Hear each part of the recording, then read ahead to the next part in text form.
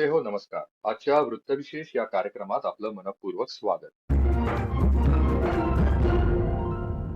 श्रोते हो, सध्या सर्वत्र पारा 40 अंशांच्या वर गेलेला असताना देशभरात आता सर्वांचं लक्ष लागलंय ते म्हणजे नैऋत्य मोसमी पावसाकडे म्हणजेच मान्सूनकडे. भारतीय हवामान विभागानं नुकताच 2026 या वर्षासाठीचा मोसमी पावसाचा दीर्घकालीन अंदाज जाहीर केलाय. या अंदाजानुसार यंदा देशभरात सरासरीपेक्षा किंचितच कमी म्हणजेच साधारण 92% पावसाची शक्यता वर्तवण्यात आली आहे. याशिवाय एल निनो, आयओडी यांच्यासारख्या हवामान घटकांचा प्रभाव सुद्धा यंदा मान्सूनवर पडू शकतो असं या अंदाजात म्हटलंय. आजच्या आपल्या वृत्तविशेष या कार्यक्रमामध्ये आपण या सगळ्या बाबींचा सविस्तर आढावा घेणार आहोत. याकरता आज आपल्या सोबत आहेत भारतीय हवामान विभागाचे माजी अतिरिक्त महासंचालक आणि पुणे वेधशाळेचे माजी प्रमुख डॉक्टर कृष्णानंद होसाळीकर. नमस्कार सर. नमस्कार. आकाशवाणी मुंबईच्या वृत्तविशेष या कार्यक्रमात आपलं स्वागत आहे सर. सर, नैऋत्य मोसमी पावसाबद्दल म्हणजेच मान्सून बद्दल सर्वप्रथम सर्वसामान्य श्रोत्यांना समजेल अशा सोप्या भाषेत सांगा की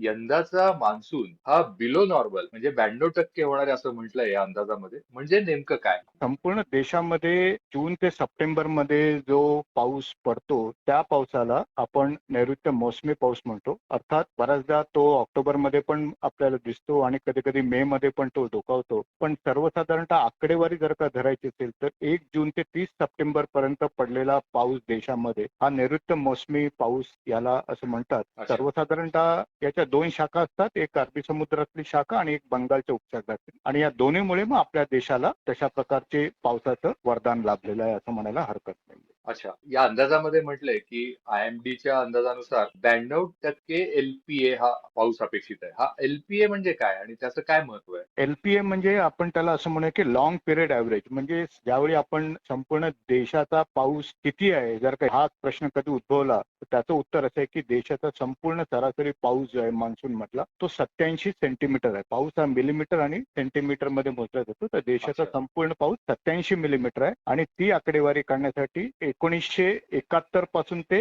2020 म्हणजे 50 वर्षाच्या पावसाचे आकडेवारी याच्यामध्ये गृहीत धरली जाते. अच्छा, म्हणजे हा सगळा अंदाज जो आहे याच्यावरती सांख्यिकी शास्त्रानुसार आणि आपल्या गणिताच्या नुसार आणि हवामान शास्त्राच्या शास्त्रज्ञांनी केलेल्या अभ्यासानुसार विविध मॉडेल्स त्यांनी तयार केलेत असं माहिती आहे आपल्याला सगळ्यांना. तर त्यानुसार हा अंदाज काढलेला असतो. तर राज्यासाठी मगाशी आपण म्हटलं पहिल्या प्रश्नात की बिलो नॉर्मल आहे, पण मग राज्यामध्ये सुद्धा बिलो नॉर्मल पाऊस होईल का? जे पूर्वानुमान दिलं जातं ज्याला आपण दीर्घकालीन पूर्वानुमान म्हणतो, पहिल्या स्टेजचं ज्याला आपण म्हणतो, ते संपूर्ण देशासाठी आहे आणि त्याच्यामध्ये आम्ही असं म्हटलंय की पाऊस सरासरीपेक्षा कमी असण्याची शक्यता जास्त आहे. आणि आकडेवारीमध्ये जर का सांगायचं असेल तर तो 92% म्हणजे सर्वसाधारणतः बिलो नॉर्मल ज्याला आपण म्हणतो किंवा सामान्यपेक्षा कमी पाऊस आहे त्याची जी रेंज आहे ती 90 ते 95%. 90 ते 95% जर का देशामध्ये पाऊस अपेक्षित आहे तर त्याला बिलो नॉर्मल म्हणतात. आणि 96% ते 104% जर का पाऊस असेल तर त्याला अपेक्षित त्याची शक्यता असेल तर त्याला आपण सरासरी इतका किंवा त्याच्यापेक्षा जास्त त्याच्या पुढच्या पावसाला आपल्याला म्हणता येईल. 92% म्हणजे हा सरासरीपेक्षा कमी आहे आणि त्याच्यासाठी अनेक पूर्वानुमान भारतीय हवामान विभाग वापरतो. अनेक मॉडेलचा वापर केला जातो. त्याच्यामध्ये राष्ट्रीय मान्सून मिशन जे आहे ते पण आपल्याकडे आहे. त्याचबरोबर बाहेरची पण आपल्याकडे जी ग्लोबल क्लायमेट मॉडेल्स आहेत त्याचाही अभ्यास करून त्या सर्व गणितांवरती आधारित एकत्रित करून त्याला आपण संपूर्ण देशाचं पूर्वानुमान देतो. राज्याबद्दल जर का म्हणायचं असेल तर जे वितरण आपल्याला दिसतं राज्यामध्ये, जे नकाशामध्ये आपण बघितलं असेल की सर्वसाधारणतः संपूर्ण देशामध्ये पिवळ्या रंगाचं प्रमाण जास्त दिसतं, याचा अर्थ असा की देशामध्ये पावसाचं वितरण हे सरासरीपेक्षा कमी असण्याची शक्यता आहे. राज्यामध्ये पण तशाच प्रकारच्या रंगछटा आपल्याला दिसत आहेत. म्हणजे राज्यामध्ये पण बहुतांश ठिकाणी पाऊस जो आहे तो सरासरीपेक्षा कमी असण्याची शक्यता आहे. काही ठिकाणी, काही तुरळक ठिकाणी राज्याच्या आतल्या भागामध्ये आपल्याला काही हिरवे रंग दिसतात. त्याचा अर्थ असा आहे की काही ठिकाणी तो त्या ठिकाणी सरासरी इतका असेल. विदर्भातल्या, पूर्व विदर्भातल्या काही भागांमध्ये आपल्याला काही निळे रंग पण दिसतात. त्याचा अर्थ असा आहे की तो सर्वसाधारणतः तिथे या 4 महिन्यामध्ये काही ठिकाणी तो सरासरीपेक्षा जास्तही असू शकतो, पण संपूर्ण महाराष्ट्रामध्ये बहुतांश ठिकाणी तो सरासरीपेक्षा कमी असण्याची शक्यता खूप जास्त आहे. अच्छा, तर एल निनो परिणाम हा विकसित होईल असं या अंदाजामध्ये म्हटलंय. याचा भारतीय मान्सूनवर म्हणजे भारतीय नैऋत्य मान्सूनी पावसावर नेमका नेमका कसा परिणाम होतो? सर्वप्रथम आपण असं जाणून घेऊया की अल्निनो म्हणजे काय. अल्निनो म्हणजे विषुववृत्तीय प्रशांत महासागर, जे समुद्रातल्या पाण्याचं जे तापमान आहे, म्हणजे वरच्या सरफेसचं जे तापमान आहे, ते जर का त्याच्या सरासरीपेक्षा जास्त वाढायला लागलं तर आपण त्याला अल्निनो म्हणतो, आणि जर का ते सरासरीपेक्षा कमी व्हायला लागलं तर आपण त्याला ला निना असं म्हणतो. तर अच्छा. हे जे दोन प्रकार आहेत, अल्निनो आणि ला निना. तर अल्निनो म्हणजे प्रशांत महासागरातलं समुद्राच्या पाण्याचं तापमान वाढतं. आता ते किती वाढतं त्याच्यावरती मग तो अल्निनोचा जो प्रभाव, ते जे वाढतं त्याला आपण अल्निनो म्हणतो, आणि ते किती वाढणार आहे त्याच्यावरती आपण अल्निनो मध्यम आहे का तीव्र आहे का अजून तीव्र आहे अशा प्रकारच्या पूर्वानुमानाचे आकडे आपल्याला मांडता येतात. सर्वसाधारणपणे अल्निनो आणि भारतातलं मान्सून याचं एकास एक असं काही रिलेशनशिप नाहीये, सूत्र नाहीये. पण हा.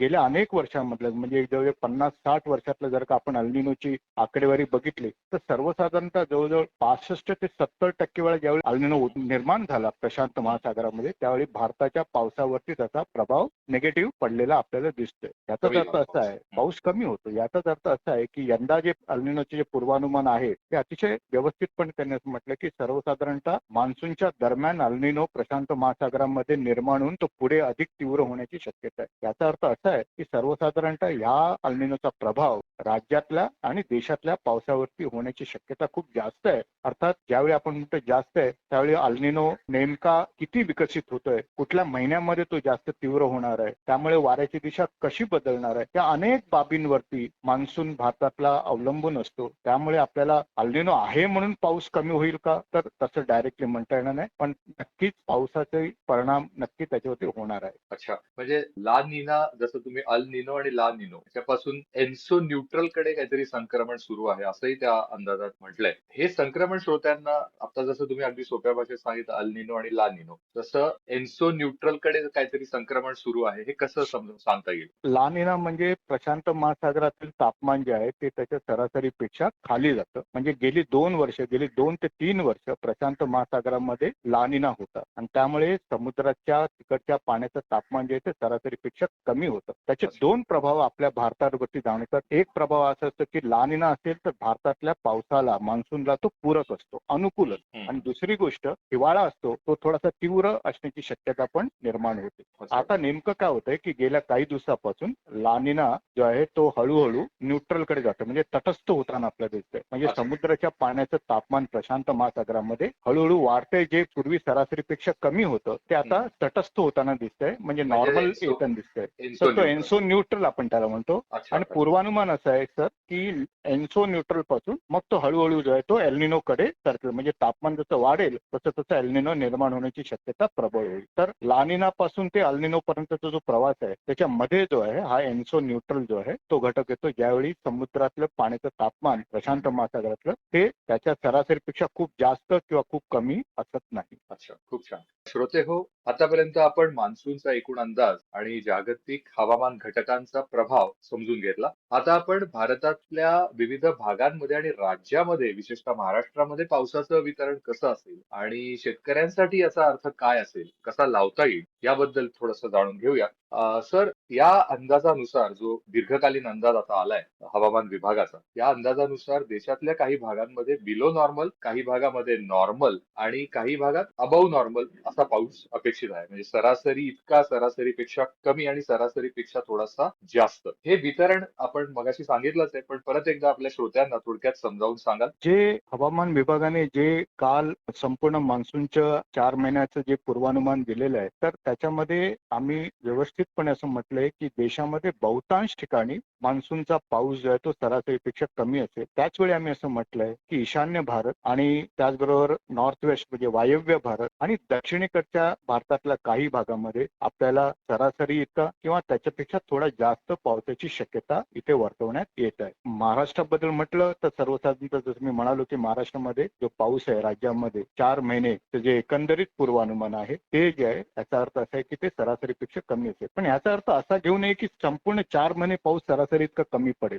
याचा अर्थ आपण असा घ्यायला पाहिजे की एकंदर पाऊस जो आहे तो सरासरीपेक्षा कमी असेल, पण अच्छा. नक्कीच त्याचं जे वेळेनुसार जे त्याचं जे एक प्रमाण आहे ते कधी मुसळधार पाऊस असण्याची शक्यता असू शकते किंवा कधी मध्यम असू शकतो. अशा प्रकारे वेगवेगळ्या प्रकारे त्याचं वितरण आपल्याला दिसू शकतं. हे कुठल्याही हंगामामध्ये अपेक्षित आहे. अच्छा. तर याकडे थोडंसं आपल्याला लक्ष देण्याची गरज आहे. इंडियन ओशन डायपोल म्हणजे आयओडी बद्दल अंदाजामध्ये उल्लेख करण्यात आलाय. पॉझिटिव्ह आयओडी सर्वात आधी इंडियन ओशन डायपोल बद्दल थोडंसं समजावून सांगा आणि पॉझिटिव्ह आयओडी विकसित झाला तर त्याचा कसा काय परिणाम होतो? इंडियन ओशन डायपोल म्हणजे आपल्या भारताच्या दक्षिणेकडे हिंदी महासागरामध्ये पश्चिमेकडे आणि पूर्वेकडील समुद्राच्या तापमानातील फरक हिंदी महासागरामधला अच्छा. जो पश्चिमेकडील आणि पूर्वेकडील तापमानातला फरक समुद्राच्या तो जो फरक आहे त्या फरकाला आपण इंडियन ओशन डायपोल म्हणतो. जर का तो फरक पॉझिटिव्ह असेल, घन असेल, तर आपण त्याला म्हणतो इंडियन ओशन डायपोल जो आहे तो पॉझिटिव्ह आहे, म्हणजे आयओडी पॉझिटिव्ह आहे. आणि जर का तो निगेटिव्ह, जर का फरक निगेटिव्ह असेल तर मग आपण त्याला म्हणतो की इंडियन ओशन डायपोल हा निगेटिव्ह आहे. सध्या जे पूर्वानुमान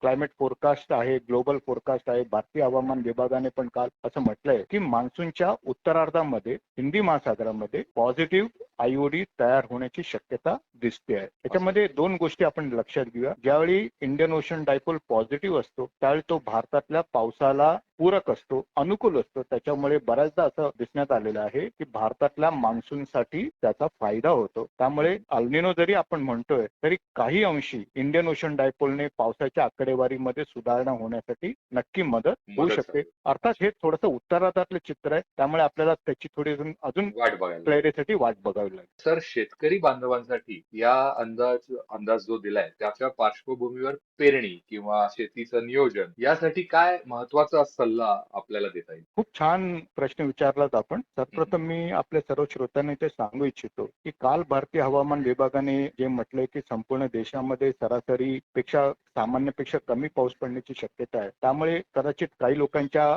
डोळ्यासमोर एक प्रश्नचिन्ह निर्माण झालं असेल, तर मला असं वाटतं की तशी काळजी करायची गरज नाहीये. हे जे पूर्वानुमान आहे हे बहुतांश टक्के पूर्वानुमान जे आहे हे प्लॅनिंग मध्ये जे लोक काम करतात, जे पॉलिसी लिहितात, जे स्ट्रॅटेजीज नियोजन करतात संपूर्ण देशासाठी, म्हणजे आर्थिक नियोजन असेल, कृषी नियोजन असेल, ऊर्जा नियोजन असेल, पाण्याचं नियोजन असेल, आरोग्य विभागाला लागणाऱ्या वेगवेगळ्या गोष्टींसाठी जे नियोजनाची गरज असते, त्या सर्वांसाठी ज्या गोष्टी लागतात त्याच्यासाठी या पूर्वानुमानाचा जास्तीत जास्त उपयोग त्यांना होतो. त्यामुळे मला असं वाटतं की शेतकऱ्यांनी याच्याविषयी चिंतित न होणे. अर्थात ही एक गोष्ट नक्की आहे की पाऊस सरासरीपेक्षा कमी असेल, याचा अर्थ असा आहे की पावसाचे जे गेले 4-5 वर्ष आपण बघतो देशामध्ये पाऊस चांगला पडतोय. या वर्षी ते प्रमाण आपल्याला थोडंसं वेगळं दिसेल. काही वेळा पावसामध्ये आपल्याला खंड दिसण्याची शक्यता नाकारता येत नाही. त्यामुळे शेतकऱ्यांना आपल्या जे कामाचं नियोजन करताना काही गोष्टींकडे लक्ष द्यावे लागेल. एक म्हणजे शेतकऱ्यांसाठी जे आपण पूर्वानुमान हवामान विभाग देतं की पुढच्या 15 दिवसात काय होणार आहे, त्याच्याकडे शेतकऱ्यांना अतिशय व्यवस्थितपणे बघायची गरज आहे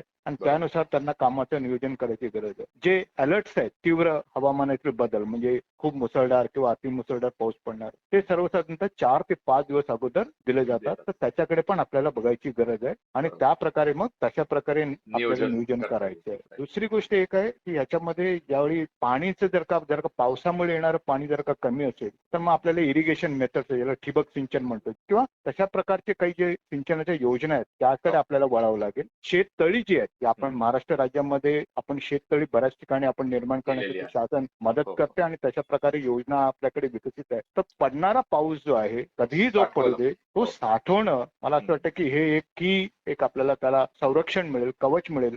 कमी झालेल्या पावसापासून त्याचं संरक्षण भरपाई करण्यासाठी. पाऊस कमी असेल पण नक्की असं नसेल की त्याचा आपल्याला नियोजन जर का आपण केलं तर त्याच्यापासून निर्माण होणारे जे प्रश्न आहेत ते कदाचित आपल्याला अजून सोप्या स्वरूपामध्ये आपल्याला ते सोडवता येतील. श्रोते हो, एकूणच पाहता यंदाचा मान्सून सरासरीपेक्षा किंचितच कमी असण्याची शक्यता असली तरी हवामानातील विविध घटक सातत्याने बदलत असतात. अद्ययावत माहिती घेत राहणं त्यामुळे अत्यंत आवश्यक आहे. हवामान विभाग सुद्धा, भारतीय हवामान विभाग वेळोवेळी अंदाज देत असतात आणि तज्ञांचा सल्ला लक्षात घेऊन शेतकरी किंवा सर्वसामान्य नागरिक आपण सगळ्यांनी आपलं योग्य नियोजन करू शकणार आहोत. आज आपल्यासोबत सविस्तर माहिती दिल्याबद्दल डॉक्टर कृष्णानंद घोसाळीकर या सरांचं मनःपूर्वक आभार. श्रोतेहो, आपला वृत्तविशेष हा कार्यक्रम आपण न्यूज ऑन AIR या ऍपवरही लाईव्ह ऐकू शकता. यासोबतच आमच्या मुंबई एअर न्यूज या युट्यूब वाहिनीवर कार्यक्रमाचं ध्वनिमुद्रण आपल्याला कधीही ऐकता येईल. याबरोबरच आजचा वृत्तविशेष हा कार्यक्रम संपला.